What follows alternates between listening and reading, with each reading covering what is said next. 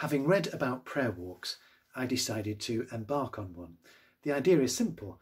You walk down a street and pray for all its inhabitants. A good activity for the lockdown, I thought. Hence yesterday evening I determined to walk around Wyke.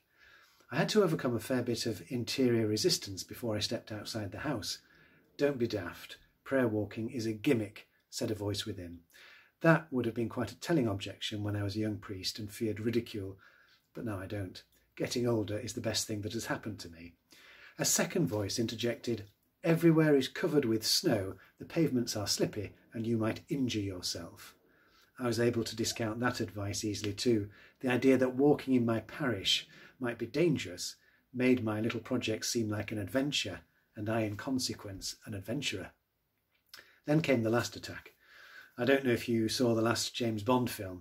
Daniel Craig and Dame Judi, while sheltering in James Bond's remote family home in Scotland, managed to kill off every member of a ruthless gang of would-be assassins, and you're just about to sigh with relief when off-screen you hear the chop, chop, chop of the rotor blades of an approaching helicopter, which is bringing the principal baddie and another bunch of his evil henchmen.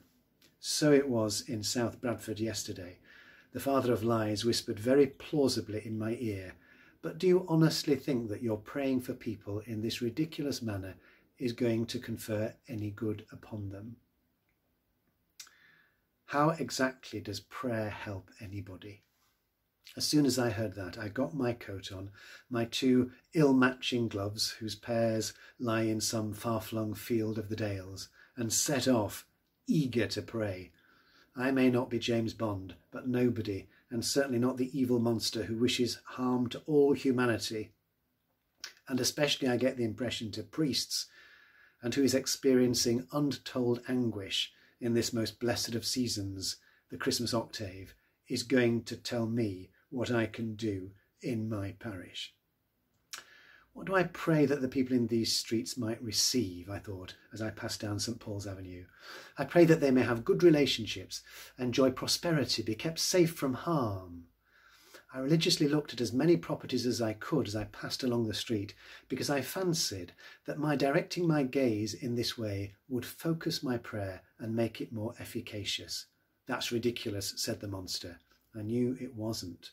Prayer is always intentional and specific. I knew that what I was doing was right and appropriate. Suddenly prayer became easy.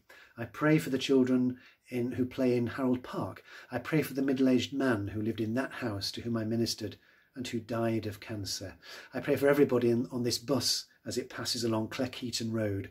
I pray that all Christians may be united as I pass St. Mark's Church. I pray for all those lying in the churchyard and waiting for Christ to come again, that they may experience his salvation.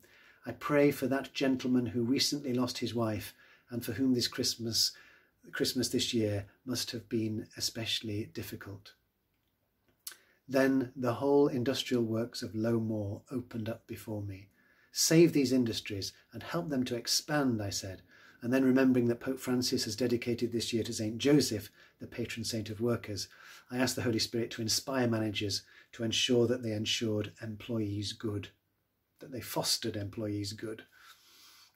The fact of praying for people in this way altered my relationship with them.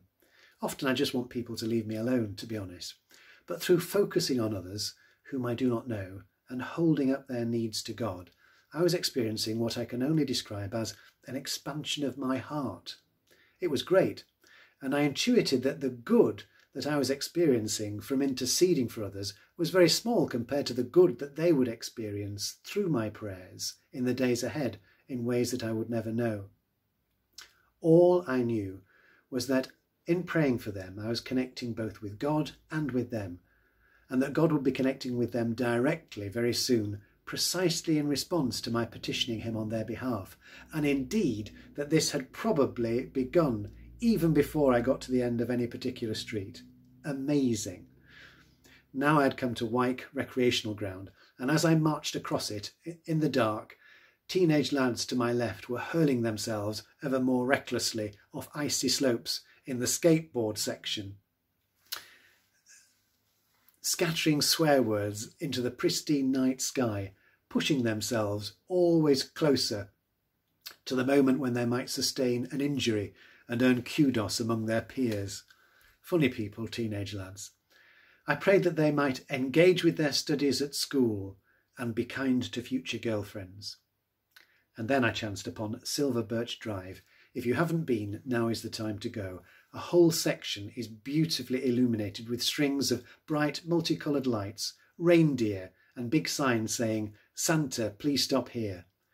Obviously, one resident was unusually ambitious one year. I suspect it was a father out to impress his 5-year-old daughter, and his neighbours accepted the challenge, and now the roadway rivals Blackpool's seafront in November. I prayed for them all, and then something occurred to me. With the exception of the odd angel, I had not seen any religious symbols in all my peregrination. There was no reference anywhere to the fact that God had become man in Jesus Christ. I pressed on. After a while I came upon Stable Fold, a cul-de-sac of small, recently constructed detached houses. I thought the name was a promising sign. A plaque declared that the houses were built in 2009, the same year as our 31 confirmation candidates were born. I prayed for the candidates, that they might grow strong in the faith. And then at last, in a house overlooking Wyke Green, I saw a modest illuminated rectangular sign, saying simply Jesus in bright gold lettering, hanging from the downstairs front window. I prayed especially for the house's residents, that they might continue to be courageous in their witnessing as Jesus' disciples. I was now at the furthermost point from the presbytery, and I began to head home, a little wearied, a little dismayed by how far I still had to go, but also deeply glad. This evening it's the turn of Clayton Heights.